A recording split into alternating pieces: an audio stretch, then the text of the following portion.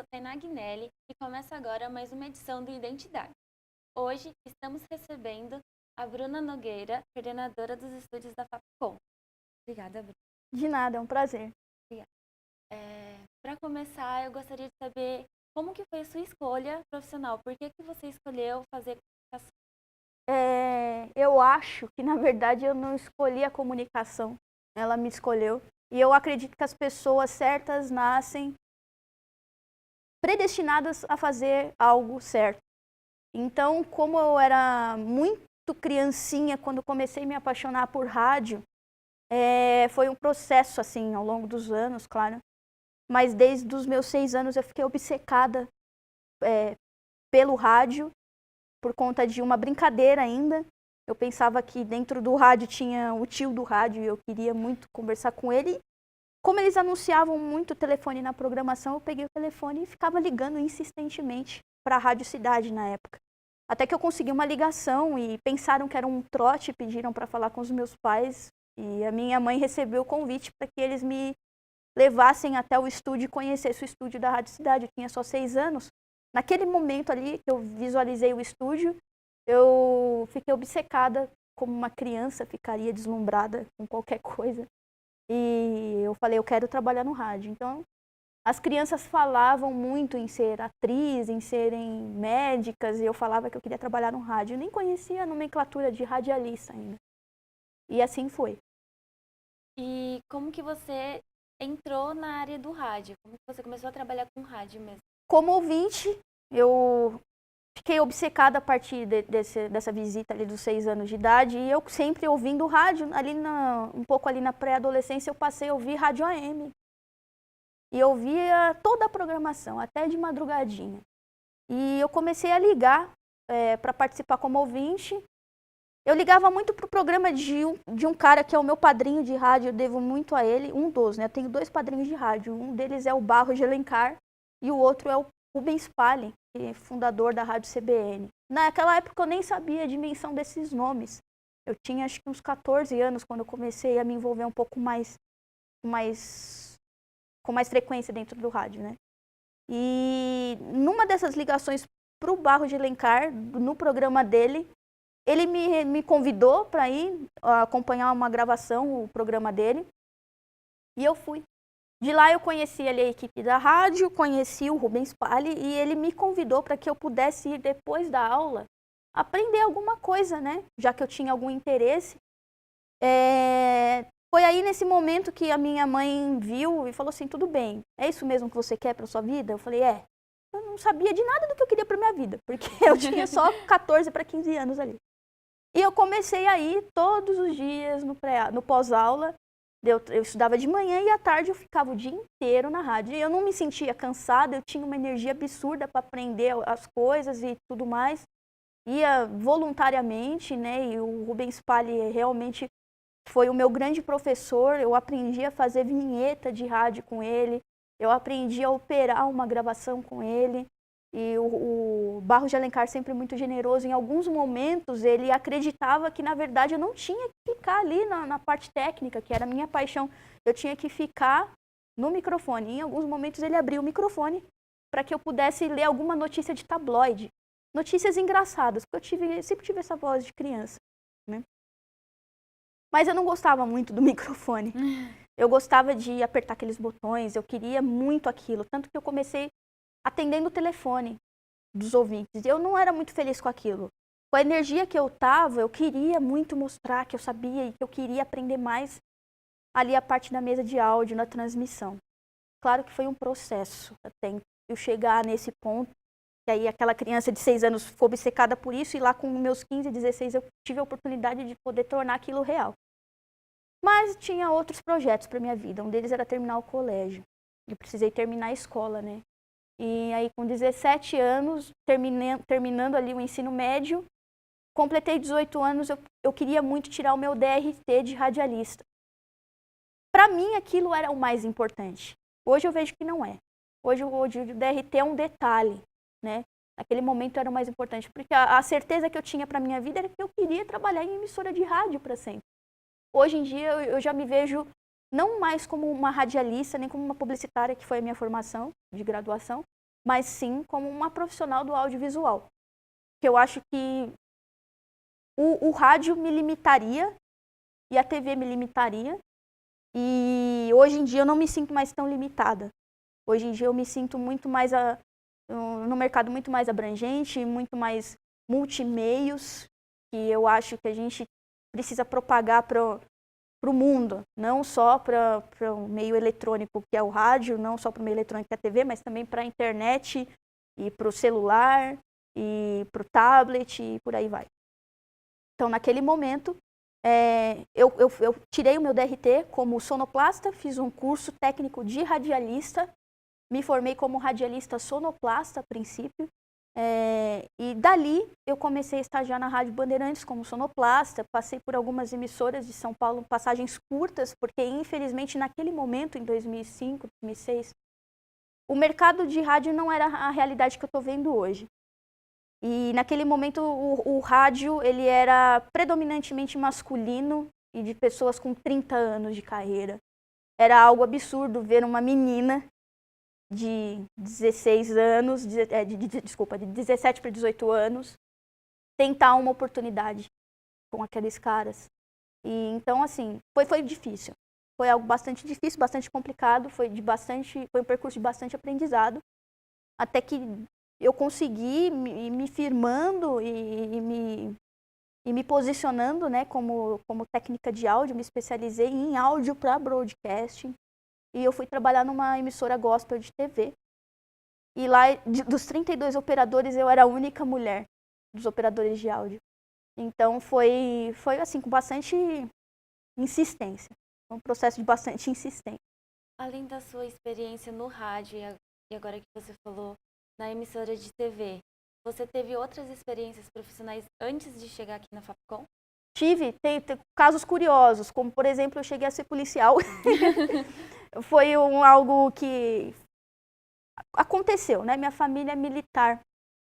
E com 19 anos eu estava semi-desempregada e naquele processo de chateação, de cansada já de insistir. Eu sabia que meu caminho era a comunicação, mas eu estava muito cansada de insistir e ainda não tinha decidido por uma graduação. Eu não tive vontade de fazer rádio e TV, porque para mim já tinha me suprido toda aquela curiosidade, não tinha mais nada que me instigasse uma descoberta por algo novo. Então, por uma pressão da família, talvez, surgiu um concurso na época para soldado feminino e eu me posicionei, prestei o concurso, passei nos testes. Mas eu não fiquei 3 meses, primeiro porque o meu caminho realmente já era a comunicação. Segundo, porque eu não gostei, eu não tenho vergonha de dizer isso. Eu pedi para sair, eu realmente fracassei na missão, mas não seria uma boa policial. E eu não queria dar sequência nisso, pedi exoneração, é uma empresa, pedi para sair. Tentei fazer o curso de biologia, não consegui porque eu tenho medo de sapo, então eu tranquei ali o primeiro semestre do curso. A outra passagem, essas foram as passagens curiosas, né, que todo mundo às vezes fica assustado quando me diz isso, mas eu não gosto nem de comentar porque foram coisas rápidas que surgiram só para me dar mais certeza do meu caminho dentro da comunicação. Né? Eu acho que eu sempre fui comunicóloga e comunicadora. Eu só precisava descobrir por onde eu partir, né? Qual é o meu caminho dentro disso? Eu precisava de um alinhamento, essa palavra, eu precisava de um alinhamento profissional e de propósito. Foi aí que surgiu uma oportunidade bastante curiosa. Eu já tinha saído dessa emissora gospel, eu fiquei por 2 anos, trabalhei numa emissora de Shop TV, passei ali, fiz algumas esperas telefônicas, alguns projetos de rádio indoor, de áudio para mídias organizacionais, e me chamaram para ser assistente técnica, operadora de estúdio de rádio, que eu orientasse os alunos de rádio e TV. Eles queriam uma radialista para isso, para orientar as aulas práticas de rádio e TV de uma faculdade. Essa faculdade era Belas Artes. Ali eu cheguei um pouco imatura, eu acredito, porque eu acho que não existe sabedoria suprema de nada. E eu pensei, no auge e no topo da minha insignificância como ser humano, que eu sabia tudo e eu não sabia de nada. Eu comecei a levar uns coros até de alguns alunos, porque eles estavam mais alinhados ali com a área de audiovisual do que eu. E eu só estava limitada a apertar aqueles botões que eu me posicionei com 6 anos de idade. Eu aprendi a apertar aqueles botões e eu me apeguei àquilo. Poxa, eu realizei meu sonho e agora é isso que eu vou fazer pro resto da vida. E aí que ligou o botão, falou, Bruna, vamos realinhar vamos recalcular rotas, como diria o Waze. Então surgiu a oportunidade de eu fazer uma faculdade, que era uma das faculdades mais tradicionais de São Paulo. Muita gente gostaria de estar no meu lugar naquele momento. E eu fui por exclusão. Eu escolhi publicidade e propaganda por exclusão. Eu comecei a projetar quais eram as minhas facilidades e quais eram as minhas dificuldades como profissional. E eu me apeguei às dificuldades. O que eu precisava melhorar como pessoa, como profissional, quais as ferramentas que eu precisava me atualizar para sobreviver no mercado de trabalho. E qual era o curso que ia me oferecer isso? O curso de publicidade e propaganda se adequou muito mais à minha necessidade, mas ainda não brilhava os meus olhos. Então, assim, eu me propus a encarar essa briga como um desafio. E aí eu fiquei obcecada de novo por isso. Quando foi lá para o 3º, para o 4º semestre, eu já me vi apaixonada pelo curso. Eu me vi apaixonada pelo que eu estava estudando. E assim, tanto que eu não tinha tempo, né? Eu trabalhava de manhã, estudava à noite, eu não tinha tempo para nada. Eu dormia de 3 a 4 horas por noite. Como todo universitário, eu entendo vocês, tá? Eu entendo, é difícil, gente, mas acaba, tá bom? Acaba, isso passa, são 4 anos que passam. E esses 4 anos são muito importantes. Foi importante para mim, porque eu não tinha tempo para nada, mas eu ainda falei, eu preciso estudar mais. Fui fazer iniciação científica. Como eu consegui, eu não sei. Eu não tinha tempo de fazer cursos extras para suprir as horas complementares, então todas as férias eu estava matriculada em um curso diferente. Então eu fiz curso de diagramação, eu fiz curso de animação, eu fiz curso de roteiro, eu fiz curso de iluminação. Eu fiz um monte de curso. Agora eu não vou lembrar. Mas eu precisava otimizar meu tempo, eu precisava viver aquilo, eu precisava viver o acadêmico. E eu me via cada vez mais apaixonada também pelo acadêmico. Tanto que hoje um dos meus propósitos de vida é fazer o mestrado. Porque eu convivi muito explicando como captar um áudio, qual que era a diferença de um microfone cardioide para um microfone condensador, um microfone duro para um microfone shotgun. Eu me vi muito nisso e daí surgiu a vontade também de tocar um mestrado aí, quem sabe o ano que vem. E como que você conheceu a Fapcom? Como que você chegou até aqui? Olha, a Fapcom eu já conhecia e eu já admirava demais o trabalho dela. Primeiro porque, tudo bem que eu trabalhava numa instituição tradicional, mas ela não tinha um foco. E aqui sempre teve o foco do que eu sempre fui apaixonada, que é a comunicação. Então, os meus olhos já brilhavam, até porque eu era vizinha de vocês, né? Às vezes eu passava aqui na frente e eu sempre ficava pensando, nossa, deve ser incrível estudar lá, né? Quem sabe um dia. Né? Aí eu tinha uma colega do ensino médio que ela trabalhava aqui, se formou em rádio e TV aqui, fez estágio aqui e ela sempre me falava muito da Fapcom e com aquele brilho nos olhos, sabe? E me entusiasmava muito em conhecer a instituição. Eu acompanhava muito da Fapcom pelas redes sociais, né?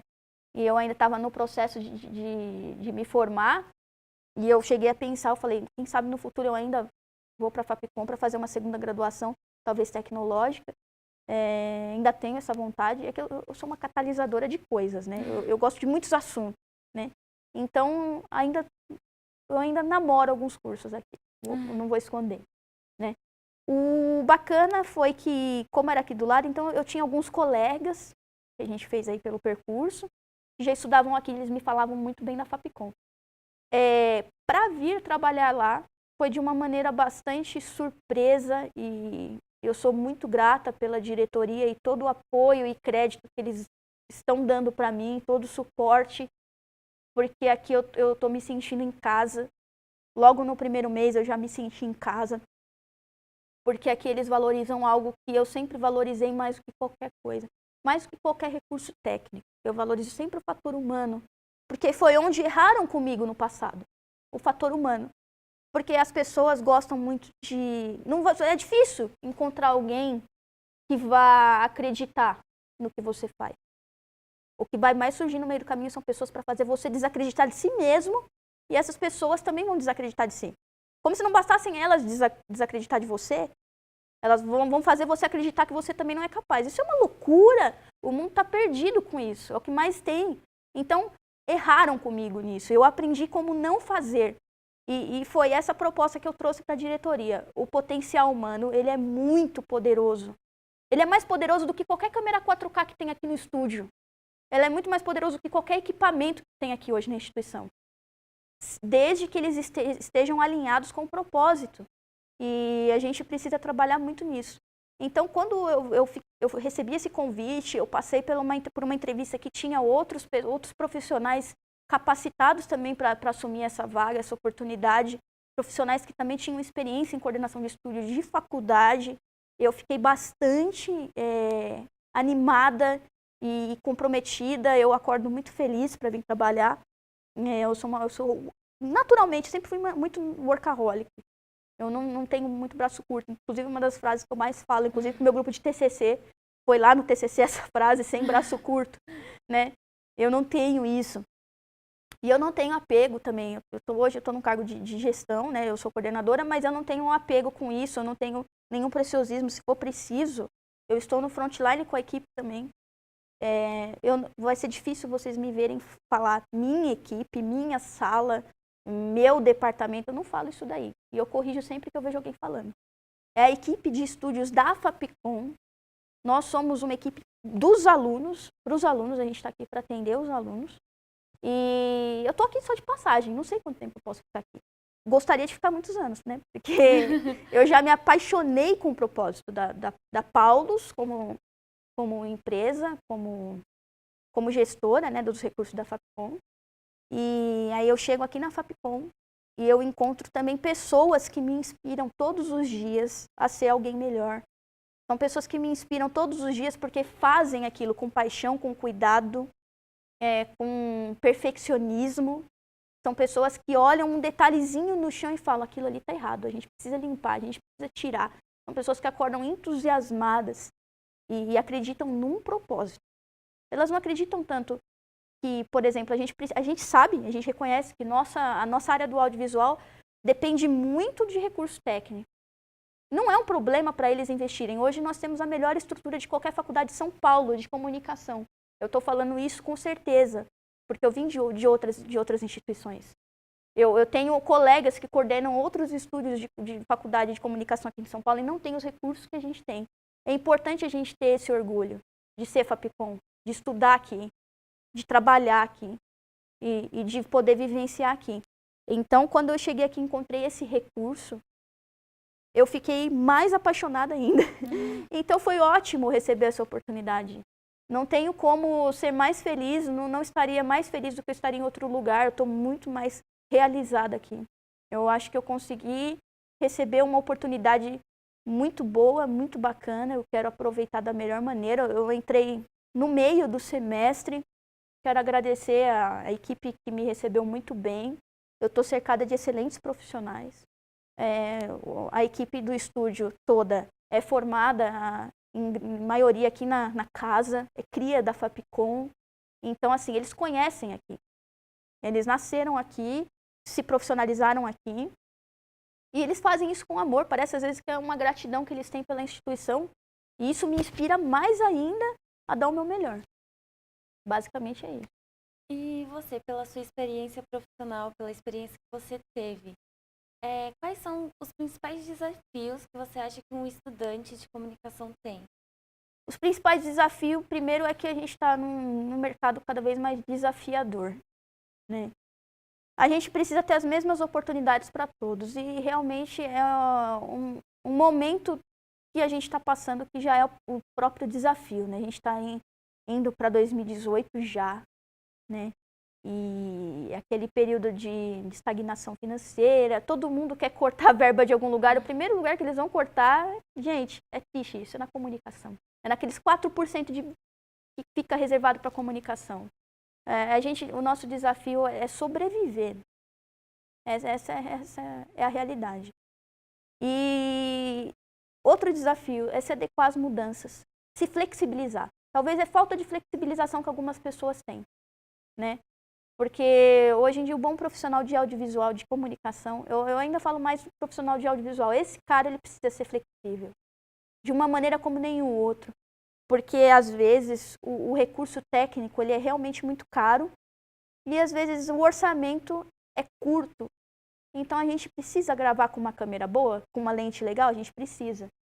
A gente só precisa saber administrar esse recurso, entendeu? Então assim, flexibilização e poder administrar melhor as oportunidades, fazer com que a gente sobreviva. Qual o conselho que você dá para um aluno recém-formado? Olha, eu acredito que o principal conselho que eu posso dar é que as pessoas não desistam diante da primeira dificuldade, porque a dificuldade ela vai fazer parte durante todo o processo de vida da gente. Para um recém-formado isso soa às vezes como um desaforo, mas não é, sabe? Faz parte do processo de desenvolvimento profissional. E durante todo o trajeto dessa caminhada ele vai surgir, essas dificuldades estão sempre ali. Aprender sempre com as dificuldades e aceitar tudo como novidade para acrescentar dentro de si e dentro do seu portfólio, dentro do seu currículo. O desenvolvimento pessoal é o principal combustível para o desenvolvimento profissional. Adequar o melhor de si dentro do seu trabalho. E se a gente já começa com essa consciência, a gente consegue ir muito mais longe. Bruna, obrigada pela participação, pelo seu tempo. Eu que agradeço o convite. E o programa fica por aqui. Até o próximo Identidade.